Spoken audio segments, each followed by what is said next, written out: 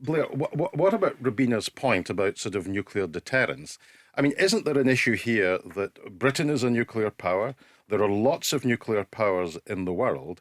If Western policy is going to be that you have to intervene in order to disable a state from becoming a nuclear power because you don't like them, if that is the principle which underpins your action, then you may well find that you're going to be intervening in a whole load of countries in the future who may well have a nuclear capability. Well, just to say, we are not as Britain intervening in this. This was action taken by the United you're supplying parts for F-35 by the United States. I'll let you speak uninterrupted, Robina. But just to take on something you said there, Robina, about Iran never having attacked anyone. Hezbollah, Hamas, and the Houthis exist.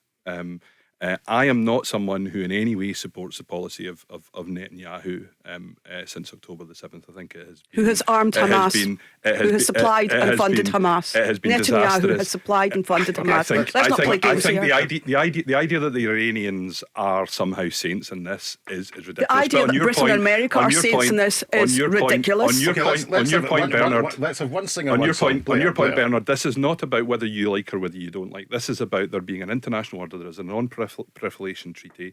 There are inspectors in there from the IAEA, which Israel hasn't signed, who are saying that Iran is in breach of its international obligations. They're saying they are. They haven't. They may be saying it now. They weren't saying it at the time. Tulsi Gabbard didn't say that. One at a time, Blair. Yeah. So the idea that Iran having a nuclear weapon in that part of the world is not destabilising. This isn't just about Israel either. There is a regional rivalry with the Saudis as well. The point is about stopping the proliferation of nuclear weapons across the world. But don't ask Israel about it. Well, by all means, ask Israel about this. But they're not asking Israel. We've got to be able to walk and chew gum at the same time. You can disapprove of Israel's policies without pretending that Iran is not. They're carrying out a genocide. You can disapprove. I'm going to give you a right to reply in a minute. Let him finish the point. You will get a right to reply. Okay. We can. I'm afraid I have bandwidth to say that the abuses, the human rights abuses of Palestinians are utterly unacceptable without giving a free pass to Iran, which is a terrible, terrible regime. We've got to be able to look at the broader picture here. Ivan, you touched on in your first contribution the possible economic consequences of all of this. Now, we saw what the consequences were for the British economy at the time when Russia invaded Ukraine. There was turbulence in markets, energy prices spiked. Not long after the first Israeli action vis-a-vis Iran, we saw the price of oil go up. What are your concerns about what this may well mean economically for people here? Well, that's a big concern as well, but just before I touch on that, just to reflect back on the Israeli position on this, absolutely Israel isn't a signature to the non-proliferation treaty, which is hugely concerning. And of course the Netanyahu regime, wanted for corruption, wanted for war crimes, committing genocide.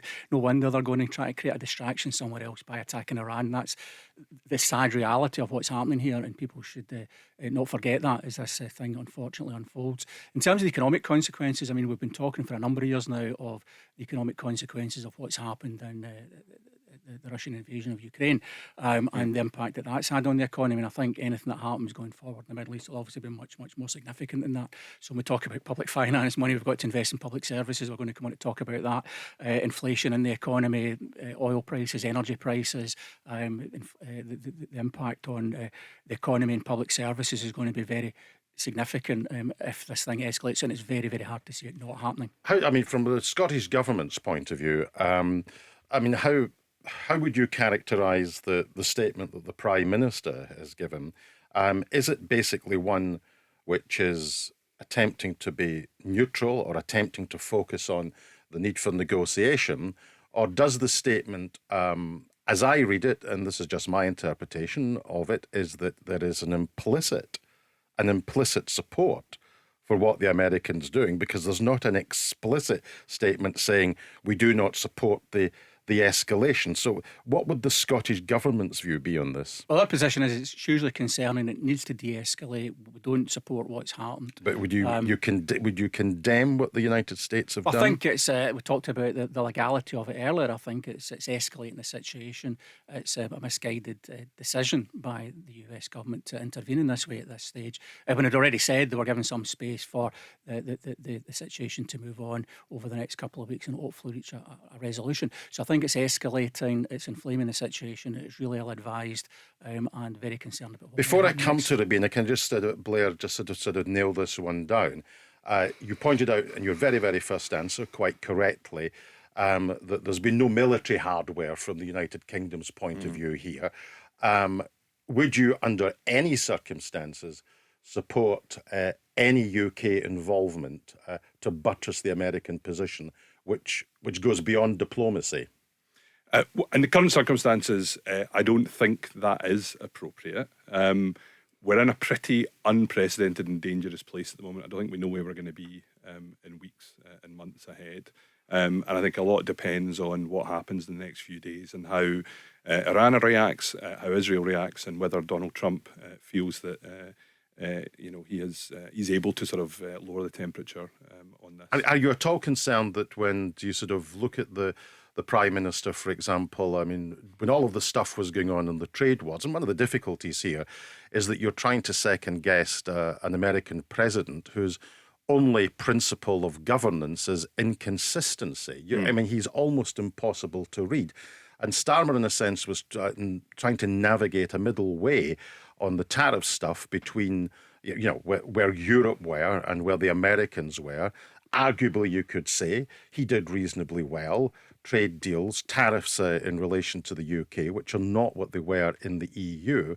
But that if the Prime Minister has one eye on economic policy rather than foreign policy, isn't the danger that in order to keep Trump on side with things like tariffs, if Trump actually says to him, I want you to demonstrate some support by becoming actively involved, we'll get back to the sort of Blair view of the world, which is that our moral obligation is to support the Americans? Well, I think that's unlikely, but I think you do point out something important, which is you have an American president who we are trying to influence not only in the Middle East, but on Ukraine and on the international economic impact of the tariffs.